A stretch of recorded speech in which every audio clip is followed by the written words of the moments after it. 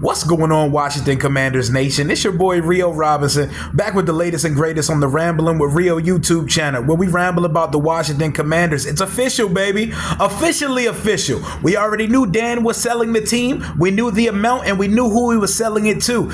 The group led by Josh Harris, managing partner, also owns the Philadelphia 76ers, Crystal Palace, New Jersey Devils NHL team, Magic Johnson, Mitchell Rails, and a whole lot of other loaded motherfuckers. It is finally on the dotted lines, baby. Memo and statement from the team, from co-owners Tanya and Dan Snyder. We are very pleased to have reached an agreement for the sale of the Washington Commanders franchise with Josh Harris, who's an area native, and his impressive group of partners. We look forward to the prompt completion of this transaction and to rooting for Josh and the team in the coming years. Is a parade inside my city, yeah. The team is finally on the dotted lines. Only thing we're waiting for now is for owners to vote in Minnesota somewhere between May 22nd and May 24th. And once that probably unanimous majority vote comes in for the owners, Josh Harris and company will be in the building. They will be in the building as of June. And from what I see, I seen a comment that Josh Harris literally just made on buying the Commanders. We look forward to running a world-class organization and making significant investments on and off the field to achieve excellence and have a lasting and positive impact on the community. Doesn't that just sound like music to your ears? We've been waiting for that our whole lives, bruh. Our whole lives. We're finally going to have some semblance of normalcy here. We're going to just be able to be a football team and not be the headline of the Wall Street Journal and of the Me Too movement and of everything negatively impacting an NFL team. We can finally just be fans of a normal football team. Josh Harris's basketball team is one game away from the Eastern Conference Finals right now. Not saying that's just going to directly translate, but literally the bar is in hell for the next owner of this team. And already off break, he's a better owner because he's already has experience managing and building winners in other places. But we're finally done with this guy. We're finally done with the dweeb. I know everybody was still nervous. The Snyder PTSD in us was all like, oh, I'll believe it when I see it. I'll wait till I see a contract signed. Well, the contract is signed, goddammit. It is signed, sealed, and delivered. They have an agreement. It's more than a handshake agreement. The terms of the deal are complete. Dan is out of here, bruh. We are free of the Snyders, and we've been waiting 24 years, and we've been praying for times like this for a long time. The guy that came in borrowing money when he completed the purchase of the team, he's cashing out and getting $6 billion, but we're not going to miss him, man. We're not going to miss him at all.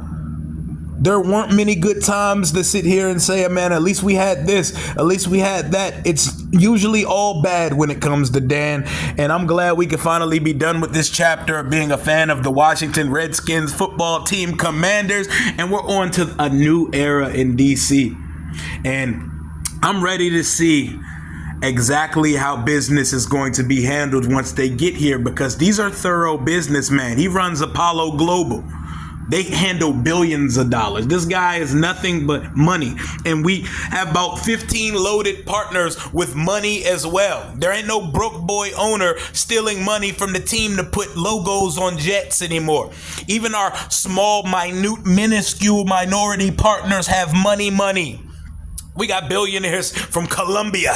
We got money coming from everywhere. We probably got that Saudi money that Brian Davis was talking about. I'm just kidding. But we are flooded with liquid capital now, with all the ownership and all the hands that are being pitched into this ownership group. And we have influence, we have sway, we have connections, and we have Magic Johnson, the Magic Man, Showtime himself in the building, who's a very successful businessman himself.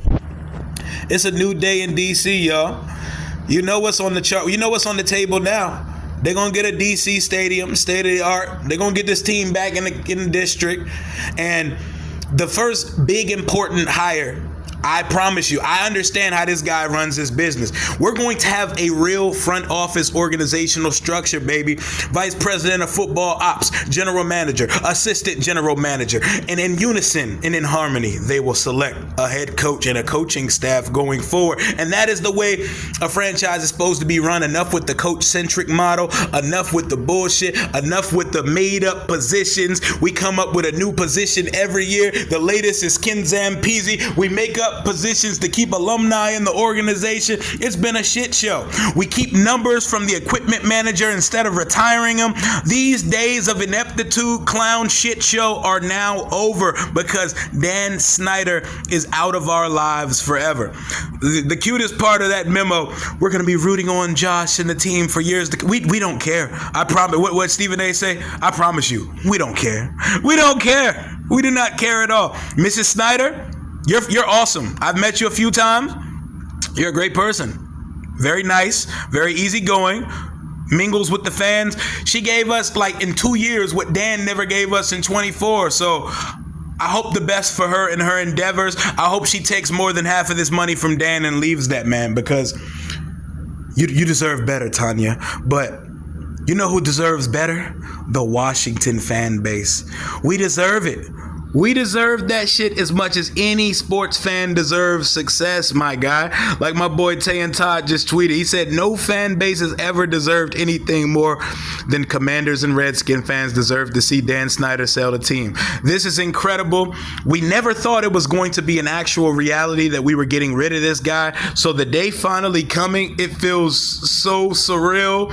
It feels like we're living in a simulation, because Washington fans, we were of the mindset that Dan Snyder was going to own this team and live to be 100 years old and then pass the team down to his son. But that's not our reality anymore. Our reality is we have new ownership coming in. I don't want to hear no, be careful what you wish for. None of that. I promise you, I have no experience owning a team, and based off what I seen Dan Snyder do for 24 years, I think I would do a better job with running a franchise than that guy, that dweeb, that narcissistic, cynical, petulant bastard who sues fans, who sues old ladies, who makes employees stand up and dance in front of the room so they can laugh at him, who exchanges nudes of cheerleading photo shoots in the Bahamas, and all of this crazy shit that has stacked up over the years. It is no longer our problem anymore. I'm praying for you in the United Kingdom, because Danny Boy's coming to live over there. He's bringing the yacht to Monaco. Hide your soccer teams, your football clubs, hide everything from the guy, because if he gets his hands on it, it's going to be ruined for the next 2 decades. But it's a parade inside our city. Yeah, Dan Snyder is officially out of here. The deal is signed on the dotted line and will now be passed to the NFL owners to be ratified and voted on in a majority, I'm guessing unanimous vote, to get this little bastard out of here, coming up on May the 22nd through the 24th in Minnesota at the next league owners meetings. That's all I got for right now, y'all. Enjoy y'all weekend. Enjoy y'all Mother's Day to all the mothers out there. Everything hits different now because Danny Boy is out of our lives forever. Hail to the Washington Commanders, baby. Deuces.